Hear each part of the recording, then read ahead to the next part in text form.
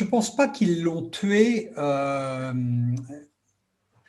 tout cas, ils ne l'ont pas tué de façon intentionnelle. Il n'y a pas eu de grand schéma en disant qu'on allait capturer la valeur qui avait été générée, qui avait été créée depuis la nuit des temps par les médias.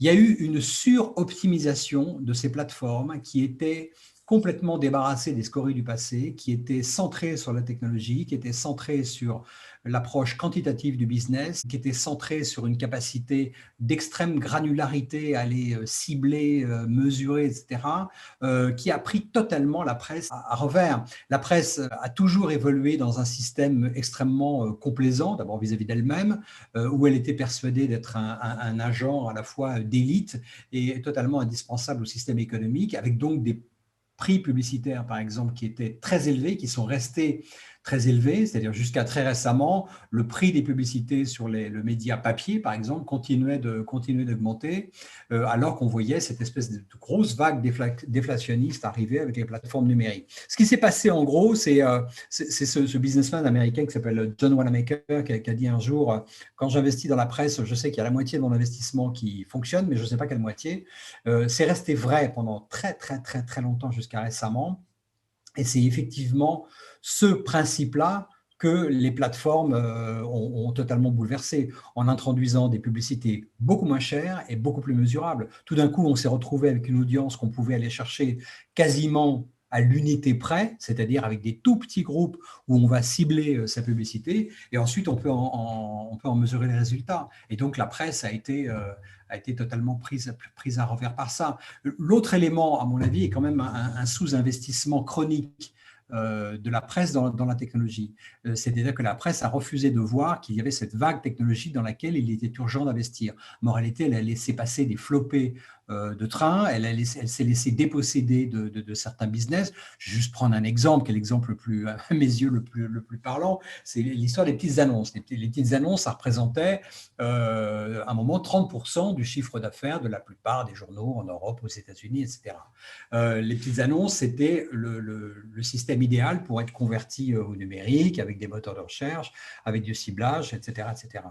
On peut quand même s'interroger de savoir pourquoi les petites annonces ont été laissées à Craigslist, pourquoi elles ont été laissées à d'autres boîtes. Il y en a une qui a saisi le truc, qui est le contre-exemple parfait et le bon exemple parfait, c'est Schibsted, qui est une boîte que je connais bien puisque j'ai quand même travaillé 2 années pour eux lorsque j'ai quitté 20 minutes.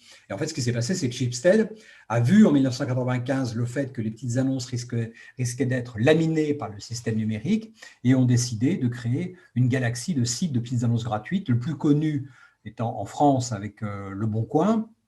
Et pour la petite histoire, elle est quand même assez marrante à raconter. Le Bon Coin a été créé en 2005. Il a été développé lorsque j'étais à 20 minutes, dans le bureau d'à côté, littéralement. Et en 2010, le groupe Ouest France, qui possédait la moitié de 20 minutes, a cru bon de revendre son investissement à Schibsted pour 140 millions d'euros. À l'époque, Ouest France est extrêmement malin. Il laissait entendre qu'ils avaient un petit peu entubé les Norvégiens là-dessus. En fait, 2 ans plus tard, la partie simplement Le Bon Coin de la transaction valait 400 millions d'euros et aujourd'hui, elle en vaut 3 milliards. Et elle contribue à environ 40% de la valorisation globale du groupe Schibsted, qui est un des grands acteurs mondiaux des petites annonces. Bon, en réalité, si Ouest France avait gardé cet investissement, ce serait de loin un des médias les plus riches de France. C'est juste pour t'illustrer les occasions manquées qui ont marqué toute cette période. Il y a un autre exemple qu'on peut citer, qui est un exemple tout à fait récent, qui est celui des newsletters.